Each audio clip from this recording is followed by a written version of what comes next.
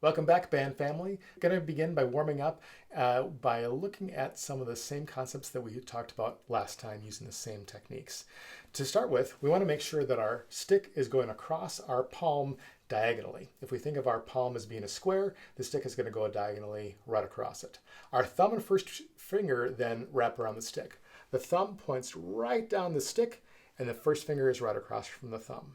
Our three fingers wrap around the stick, and now we have our grip. The back end of the stick is going to stick out a bit. If I were to look at it from this point of view, I'll see a little bit of stick just coming out the end there. If you have Vic Firth SD1 General sticks that have a little American flag on them, you can relax your grip enough to slide this stick until you get to the spot where the American flag is underneath that thumb.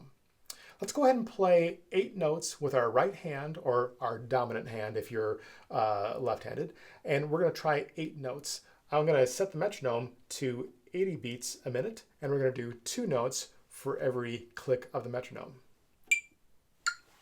With our other hand, we can just leave it at our side for now. I'm going to put my stick right towards the center of the head, extend upwards. Here we go. 2, ready, play. How did you do? Think about making sure that every note is exactly the same as the rest. Same height, same sound. And we want to make sure that our thumb stays in the correct spot the whole time, that our fingers stay wrapped around the stick, and we have a nice even motion up and down using our wrist only, no arm. Let's go ahead and try it again, this time with our non-dominant hand. If you're right-handed, that's your left hand. Same tempo, same sound. 1, 2, ready, play. And as with our dominant hand, we want to make sure that all the notes are the same sound, same height, same everything. This is a great exercise to work on every day a little bit. And the more time you spend on this every day, a good 5 to 10 minutes, the better off you're going to be down the road. We're going to add a wrinkle today to our technique though.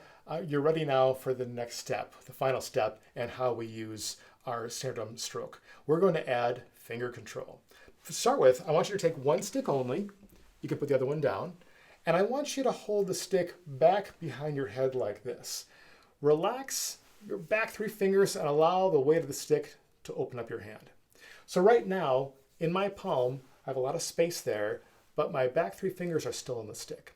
Go ahead and squeeze those back 3 fingers and you can see the stick move. Relax those back 3 fingers, let it drop. I want you to keep going back and forth, kind of like a teeter-totter. And it's all moving around this one point here. If you remember this from science class, we call this a fulcrum. With that thumb and first finger, that T that hangs onto that stick, that's where the stick moves around, and my back 3 fingers simply squeeze it. I want to make this motion very smooth, very even. I don't want to be jabbing at it. And I also want to make sure that my fingers stay in contact with the stick the entire time. I'm not swatting at it like that. The fingers are always remaining in contact. If you see the difference between a good basketball player and like a little kid, the little kids, when they try to dribble, will just bat at the basketball and it goes everywhere. But the better basketball players control that ball on the way up and the way down by maintaining contact. The same thing is true of our fingers. We're going to remain in contact with the stick the entire time, not letting the fingers leave the stick at all.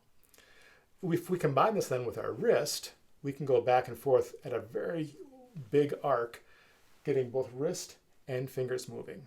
So the wrist is moving and the finger is moving. Once you've got a feel for that, switch. Now try your non-dominant hand. So have it back over your head. Relax these 3 fingers, allow the stick to drop. The space opens up inside the palm, and now squeeze those back 3 fingers. This may be more challenging. So as you do this, bring that stick back and forth using our fingers only. You can then take it to the next level by also including our wrist as well. Now, this is something that you could easily get in front of a mirror and spend like 5 to 10 minutes on it. This is a great idea. Every day, work out those fingers by themselves and then add the wrist as well. But this is really how we get that control to play fast, exciting parts in percussion. It's all about those fingers. Where the stick hits as you do this is important. You want to make sure that it's hitting the palm right here. We talked about like the corner of the palm or even closer to the center of the wrist. What we don't want to have happen is our motion to change. If the motion comes straight out like this, that's a good thing. If it starts to go to the side, yeah, I'm still using my fingers, but the stick is going the wrong direction. And so now if I'm playing, I want my fingers to open up and the sticks to come down this way. I don't want to use this kind of motion where it goes sideways because that's not really going to help me. Incidentally, if you've been wondering about the French grip, on certain instruments at an advanced level, some players do use the French grip where the thumbs are on top, and then they would use that kind of finger motion where it kind of goes sideways because their hand is turned over. But generally speaking, we're not going to use that for most percussion instruments. We want to use the American grip or the German grip. And we're going to have the backs of our hands mostly flat, and we're going to use our wrists, this kind of motion, and the fingers squeezing into right there. Now out here, it's going to go to there. So let's try applying this now to our 8-in-a-hand exercise. Take your left hand, put it down, right hand here, and I want you to play some nice slow notes on the head using your wrist, but also incorporating some of that fingers, about this fast. Now, I'm not sure exactly how fast that is, so I can use the tap function on the Tempo app to find out. If this is the tempo we were going, so it's telling me that's 70 beats per minute. Perfect. So now I'll hit the play button and it's giving me 70 beats per minute. I'm going to do 2 notes for every single click of the metronome. Ready? 8 notes. How'd you do? Were you able to incorporate both the wrist and the fingers? Try again. Ready? Play. Try again. Ready? Again. Now, things to watch out for. Sometimes students will focus too much on either the wrist or the fingers. So we've been working on wrist for the last several days. Make sure that we now open up those fingers. There should be a space that opens up in the back of the hand. So watch out for that. A second problem that sometimes happens is that students are so focused on adding the fingers that they forget about the wrist. So it's not just the fingers, it's the wrist and the fingers both. We need to use both of them. And the problem that sometimes happens is that people are so focused on this that they start to allow their arm to move as well. We don't use big, stupid arm muscles. We need to use the fast, dexterous, lightweight wrist and finger muscles. So use your wrist and fingers. Let's try our non-dominant hand. That's the left hand for most of you. 2, ready, play. How'd you do? This one's usually harder to get the fingers to move. Try again. 2, ready, go. All right. So that is going to take some time. I could literally go into a practice room and spend tons of time working on this 8-in-a-hand exercise, trying to perfect my sound. It's kind of like if you play a sport. You could spend a ton of time working on just free throws. And you think, oh, there's not much to it, right? You just throw the ball and it goes in the hoop. Yeah, but easier said than done, right? Same thing here. Working and getting really consistent notes in this 8-in-a-hand exercise is way harder than it seems, especially if you want an even division of work between your wrist and your fingers. I'm going to show you the full 8-on-a-hand exercise now. We're going to play 8 on each hand multiple times. We're going to do it a total of 8 times. So 8 times on the right hand. And this is, no matter if you're right-handed or left-handed, we're going to start on the right hand, okay? So 8 times on the right hand, 8 times on the left, 8 on the right, 8 on the left, 8 on the right, 8 on the left, 8 on the right, 8 on the left. We're going to do this a total of 8 times total. And then I want you to keep track of it by saying the first note, and we're going to count up. So in other words, we're going to go 1, 2. If you're having a hard time keeping track of how many notes have gone by, you can count 1, 2, 3, 4, 5, 6, 7, 8, and just increase that first number by 1 each time. So 1, 2, 3, 4, 5, 6, 7, 8, 2, 2, 3, 4, 5, 6, 7, 8. That is just fine if you want to count them all. Here we go, 70 beats a minute on our metronome. Let's give it a shot. 8-on-a-hand, 8 times total. By the way, how many notes are we going to play? What is 8 times 8? Math panic. 64 notes. Here we go. 1, 2, up, ready, play. 1, 2, 3, 4, 5, 6, 7, 8. 2, 2, 3, 4, 5, 6, 7, 3. Are you using your fingers? 4, 6, 7, 5, 6, 7, 8, 5, 6, 7, 8. Freeze, and then we're done.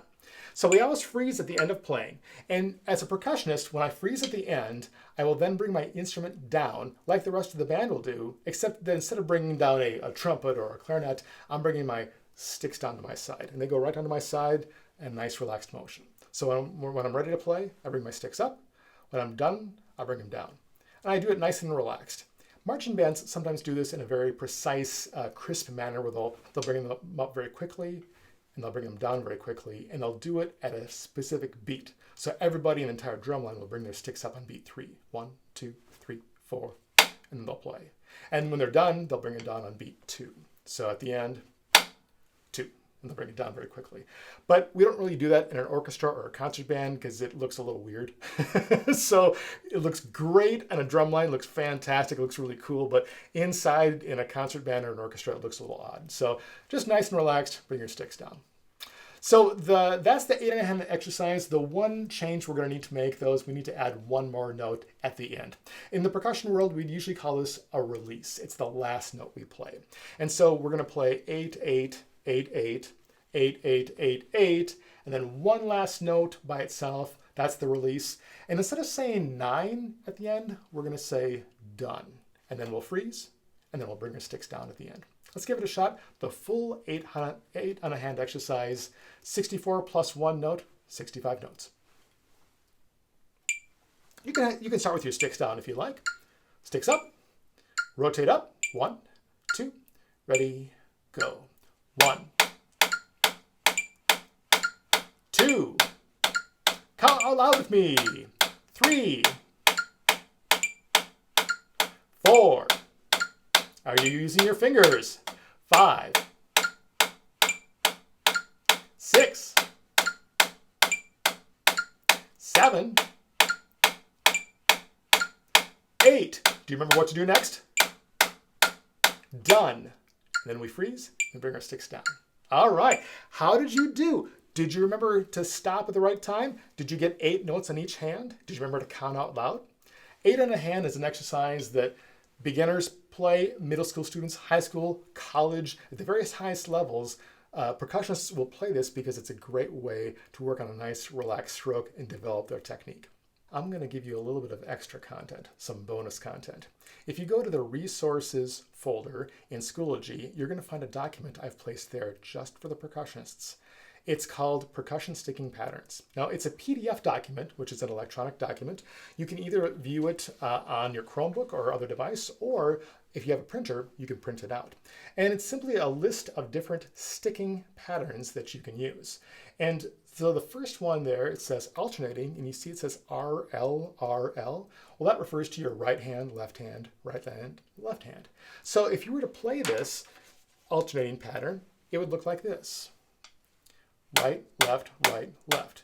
And you could use the same tempo if you'd like that you were using for 8-on-a-hand. Make sure that from now on, remember, we're using our fingers in addition to the wrist. Let's try playing that alternating pattern. I want you to do 4 groups of 4, so 16 notes total. If you look at the pattern here, if you look at the sheet, it actually has it written out as right, left, then there's a space, right, left. And so I want you to do those groups of 4, a total of 4 times. So 16 notes total. Let's give it a shot. So sticks start down, bring them up into playing position, double check to see if they're in the right spot, rotate up. Let's now do 4 groups of 4. Ready, play. 2, 3, 4. Freeze at the end, sticks come down together. How'd you do? Were you able to get all those alternating notes? Do use the sticking marked, even if you're right-handed or left-handed, it doesn't matter. If it says right, left, you use that pattern. Our next pattern are called diddles or doubles. We're playing 2 notes in each hand. So it's going to be right, left. We're going to do that a total of 4 groups of 4, 16 notes total. Let's give it a shot, starting with the right hand. So sticks up, find that center, rotate up, 2, ready, play. Right, left, 2, 3, 4. Freeze, and sticks come down. That one gets a little bit trickier, right? You have to make sure you're doing 2 right hands and then 2 left hands. It's especially challenging to remember that you also have to be using wrist and fingers. As you start to concentrate on the actual sticking that's marked, you might find yourself using only wrist, or worse yet, using some arm. So definitely check things out. A great way to check this is to simply memorize the pattern, right, right, left, left, got it, and then watch your hands as you play. We're going to do that same one again, doubles, also known as diddles, and I'm going to have you watch your hands. You can either watch your right hand or left hand. I'm going to watch my left hand. Sticks up, rotate, 1, 2, ready, play. 2, 3, 4.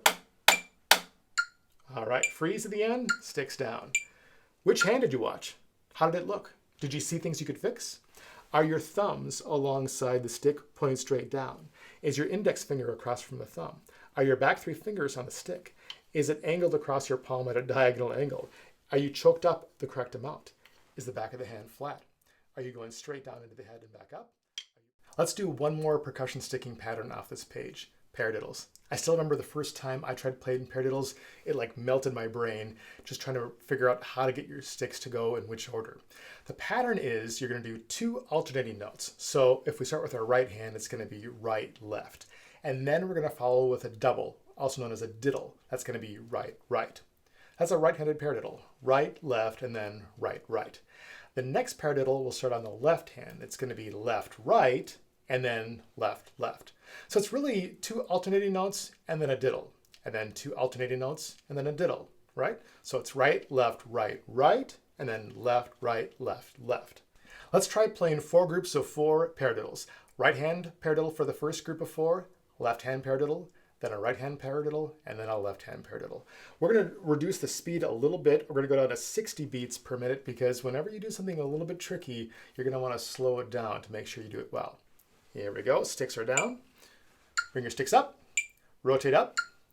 1 and 2 and ready, go. Right, left, right, right, left, left. Paradiddle, paradiddle. How did you do? That one does tend to get kind of tricky. It does tend to melt your brain a little bit. So this might take a little bit of extra practice. In time, you'll be able to play paradiddles more evenly and more quickly with some practice. So we have a lot to work on. We have 8 in hand using this new technique of the fingers. I also want you to spend some time every day doing these fingers in the air exercise. You're going to work on playing the full 8 on the hand exercise where you do a total of 65 notes. Make sure you count out loud and make sure you use that metronome. We also learned the percussion sticking patterns page. We can do alternating notes. We can use doubles, also known as diddles, and finally paradiddles. I'm excited about our next lesson though, because at our next lesson, I'll teach you how to assemble your xylophone or your bells set, and I'll start working on mallets as well. So I'm super excited about that next lesson. In the meantime, go practice.